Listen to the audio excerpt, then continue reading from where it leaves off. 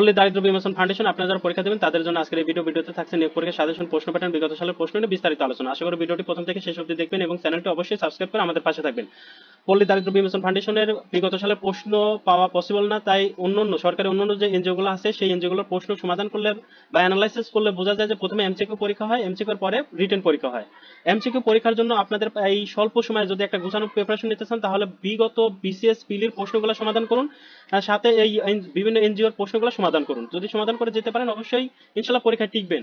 আর আমার যদি আপনাদের কাছে না থাকে, যাদের কাছে কোনো বই নেই, শুধুমাত্র তাদের জন্যই বলছি যে 40 টাকার বিনিময়ে আপনারা এই নাম্বারে হোয়াটসঅ্যাপের মাধ্যমে যোগাযোগ করে এই দুইটা পিডিএফ সংগ্রহ করে নিতে পারেন। এই দুইটা পিডিএফ পড়লে ইনশাল্লাহ আপনি পরীক্ষায় পাশ করে যেতে পারেন। তবে যাদের কাছে বই আছে তারা এই পিডিএফ সংগ্রহ করার দরকার নেই, কারণ কি আপনাদের কাছে তো বই আছে, এই বইয়ের জিনিসগুলো এখানে পিডিএফ আকারে তৈরি করা হয়েছে।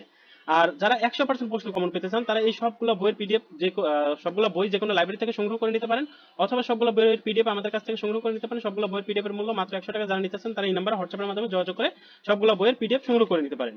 আর এখন কথা যে আপনারা যারা পিলিতে পাশ করতে চান এমসিকিউ পরীক্ষাতে, তাদের অবশ্যই বলবো যে এ যাবৎকালে যত এমসিকিউ বিভিন্ন সরকারি পরীক্ষা হয়েছে সেই এমসিকিউ এবং পিলির বিশেষ পিলির প্রশ্নগুলো অবশ্যই যে করেই হোক সমাধান করে যাবেন। এখান থেকে বিশেষ পিলির প্রশ্ন থেকে অধিকাংশ প্রশ্ন রিপিট আসবে আপনাদের এই পরীক্ষায়।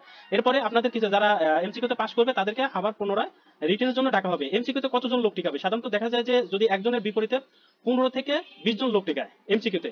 এমসিকিউ তে যারা পাশ করবে তাদের আবার রিটেন পরীক্ষা নেওয়া হবে। রিটেনে সাধারণত দেখা যায় যে একজনের বিপরীতে 4 থেকে 6 জন টিকাবে। এই 4 থেকে 6 জনকে আবার ভাইবা নিয়ে একজন লোককে নিয়োগ দেওয়া হবে। তো আশা করি ভিডিওটিতে অনেক কিছু আলোচনা করা হলো। এরপরে যদি আপনাদের মনে প্রশ্ন থেকে থাকে অবশ্যই কমেন্ট বক্সে কমেন্ট করে জানান এবং চ্যানেলটি সাবস্ক্রাইব করে আমাদের পাশে থাকবেন। আল্লাহ হাফেজ।